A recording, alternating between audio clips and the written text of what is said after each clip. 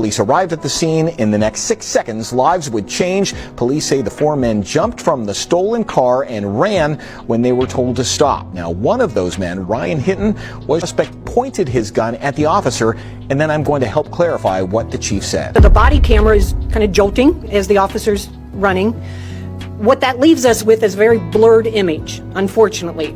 However, based on the officer's interviews, the officer who did discharge his firearm said that when the individual came out between the dumpsters, he had the firearm in front of him. It was in like a bladed position, and it was pointed at the officer. To this story, police say the man who hit and killed that deputy this afternoon in Quarryville is the father of the man shot and killed yesterday by Cincinnati police. Now, whether the man in the car targeted that officer or this was just an unbelievable, bizarre coincidence, that is really yet to be known.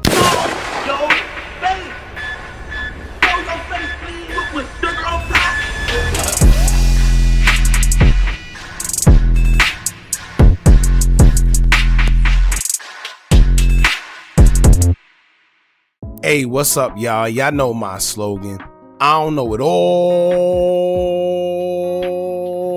but I know what I've been through. Now, before we get into this video, make sure you check us out on Patreon at www.patreon.com/Hookah Anonymous _.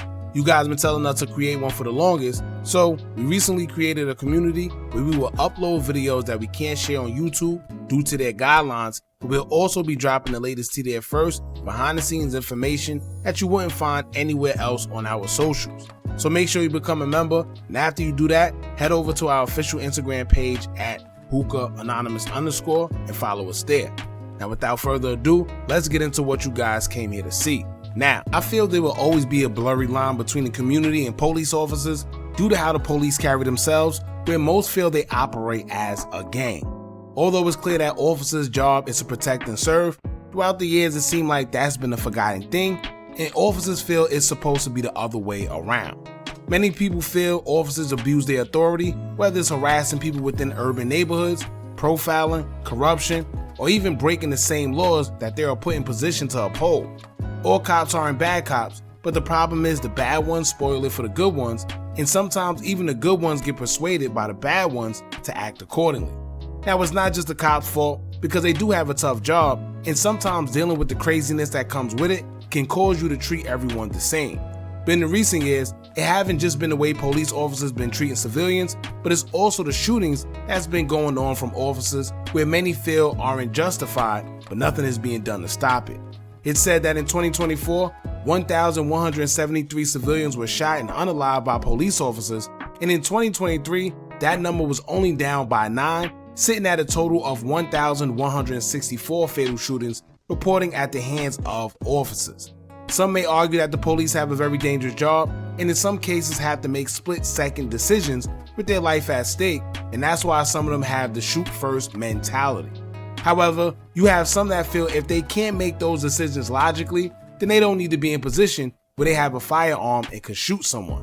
The point is, a lot of people feel that when it comes to police, it's us versus them, and it was never supposed to be that way. There's a clear difference that you could tell from when a police officer is shot and unalive, opposed to when a civilian is, and I think people could see it and they're fed up. Throughout the years, shootings amongst African American men have ramped up, and there's been a recent situation involving a young 18-year-old kid from Cincinnati and his father that has been going viral on social media. We're going to get into the story where a father is accused of taking the life of a retired deputy just one day after his son was shot and unalive by another police officer. Y'all make sure y'all hit that thumbs up button so we can get this video into the algorithm, and if you're not subscribed to the platform already, make sure you do so now. Let's get into it. A Cincinnati police officer who killed a man yesterday in East Price Hill says that he thought that his life was in danger when he shot the suspect, and we now know the identity of the man who died yesterday. He was Rodney Hinton, just 18 years old. He was one of 4 men suspected in a car theft earlier yesterday. According to sources, Cincinnati police responded to a report of a stolen car that happened to be located at an apartment complex at 2500 Warsaw Avenue around 9 a.m. Thursday morning, May 1st, 2025. According to law enforcement, the car was stolen earlier that morning from northern Kentucky. 2 police vehicles will respond to the area and spot 4 individuals who were in the car, who once they spotted the police, they began running in all different directions. 2 officers pursued 18-year-old Rodney Hinton, along with another unidentified male. According to law enforcement, the unidentified officer, who was a 10-year veteran assigned to the Fugitive Apprehension Squad, chased Ryan and observed him carrying a firearm as he proceeded to run away. That's when the officers would yell, "He's got a gun, he's got a gun, on your right, on your right," as Ryan emerged from in between two dumpsters and the officer fired 4 to 5 shots, striking the 18-year-old.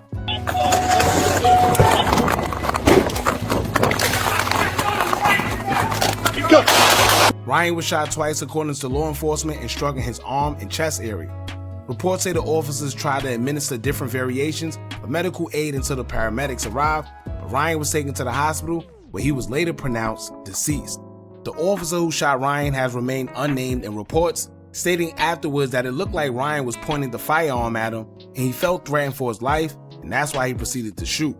On the scene, a handgun was found on the floor with a loaded extended clip, where officers say Hinton was carrying it.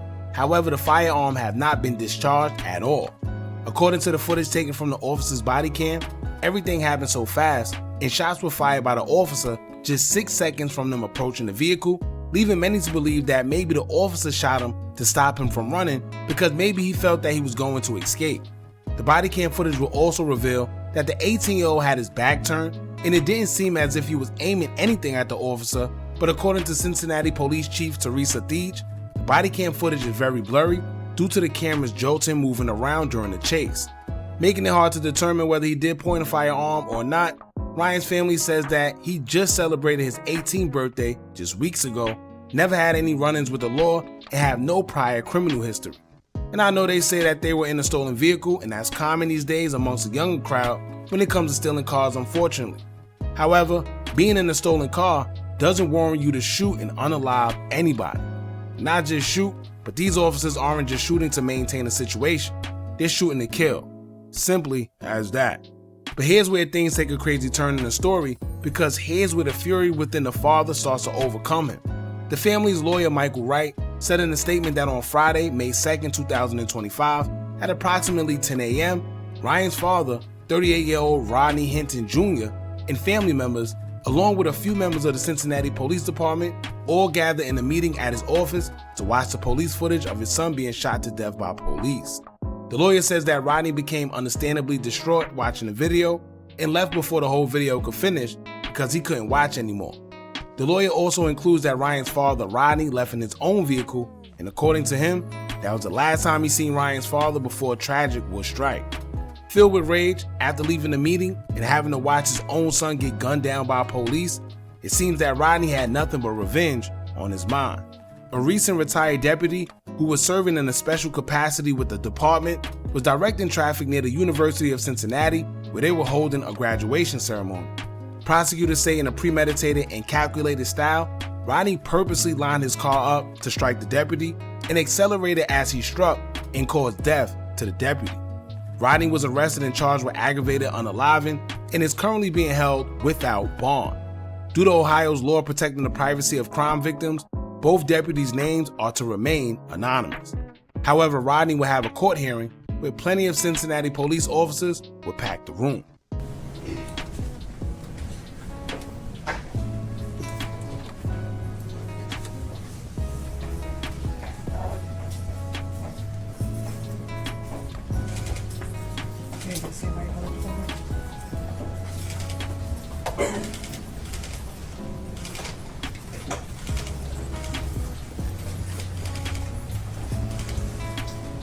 Good morning, Mr. Hinton. Good morning. He said good morning, Judge. This is very hospital. Okay. All right. Thank you. All right. Anything as to probable cause? Your Honor, we'll waive probable cause this morning. I submitted designations for John Kennedy and Timothy Bicknell. They will be the attorneys of record handling Mr. Hinton's case. I'll be handling the arraignment this morning. All right, thank you. Mr. Prosecutor, or anything as to bond? As to bond, Your Honor, thank you. Your Honor, we understand this is a very, very serious, very terrible charge that Mr. Hinton is facing. He has a risk, but he does not have a history, Judge. He has no felonies in his record. His justice says his score was a 1. He had a juvenile record. He works at UDF. He's married. He's a father. He's a graduate of Purcell Marion. I understand that this is an emotionally charged situation. I understand that Mr. Hinton's son may have been killed by the police earlier in the week. There was a review of that video. I understand that there is a lot of sadness and a lot of anger in this room right now, but in the community at large. And we just ask the court to set a reasonable bond in light of everything to allow the constitutional process to play out. All right. Thank you.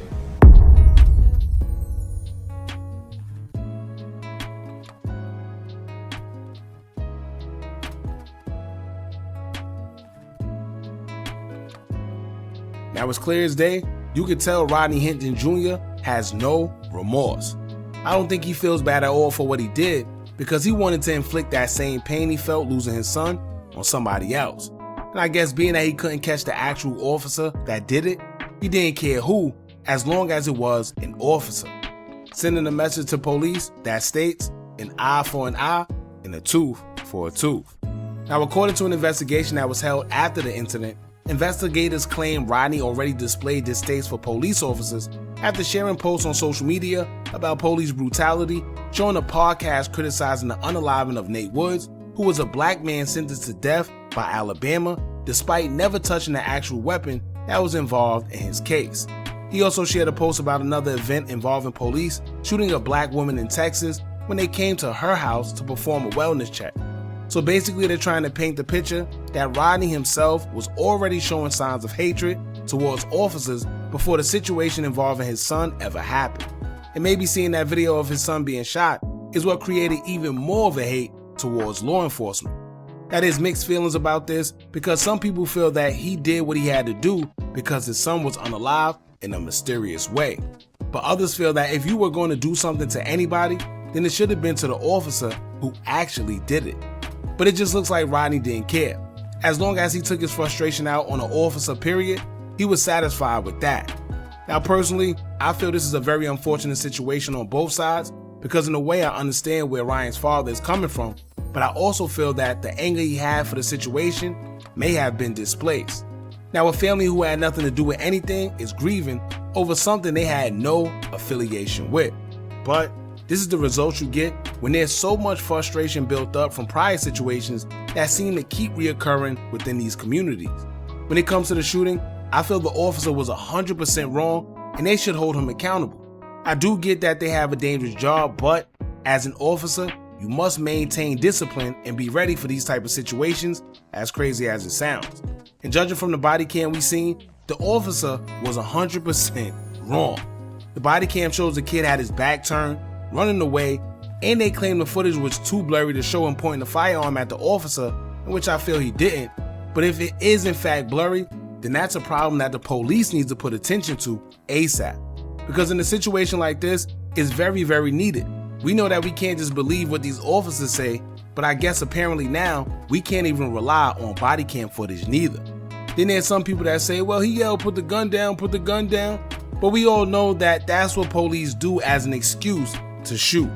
How many times have we seen videos on social media of police beating guys down, telling them to stop resisting, but the whole time they're not even resisting.